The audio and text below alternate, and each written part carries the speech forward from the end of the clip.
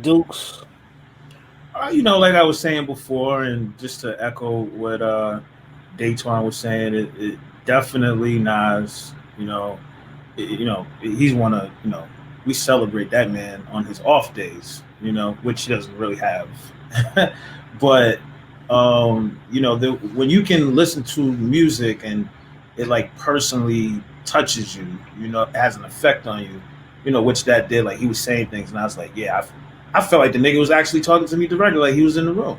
You know what I'm saying? Like Yo, it's like there was some shit that he be saying, and I would be like, there's nights and times I'd be like, wow, and I thought about stuff like that. So just to have that connection, that was really dope, and to have him link up with Hit Boy I thought that was amazing, and to hear him on a record with Fabio and Ferg was dope, and then even Homeboy, he was on, he had the Big Sean record.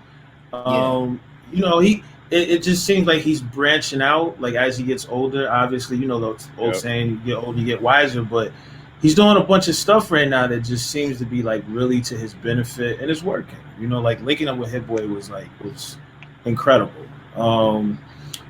Definitely Jay Electronica been, he's definitely been one of my most sought out after artists forever. Like, definitely like him a lot and what he does, and it's different, it's creative, and it felt like it was well worth the wait. And it was absolutely great to hear Jay-Z, talking about it. And I remember, if we all recall, like that's like right at the height when the COVID shit like really hit.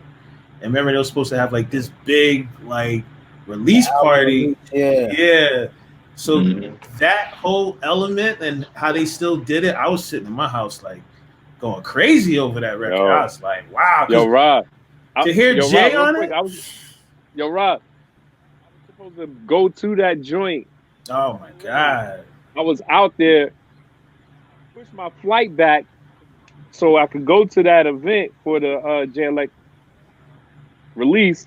And then the pandemic stuff, they was talking about shutting down JFK and LaGuardia. I was like, all right, man, we out. Yeah, because they were saying that they like kind of violated a little bit by still moving forward and having that session, because there was a bunch of people up in there. And I was like, damn, man, on top of it, they got Hove up in there. That was special. That was an event. Crazy. It's just too bad that he's an Jay Elect is an eccentric guy and stuff. I would have loved to see like some more visuals and what I'm saying, like some other stuff come from out of it. Yeah, and then I gotta give it up to Busta too.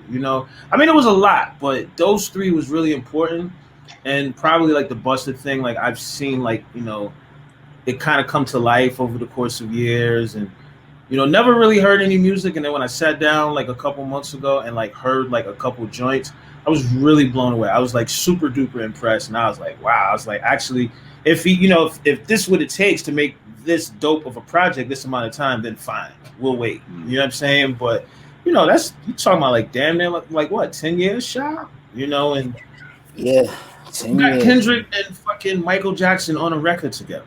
You know what I'm saying? That's crazy. Huge. People, I don't think people talk about that shit enough. Like that's a very big. Getting a Michael Jackson sample clear is not an easy thing.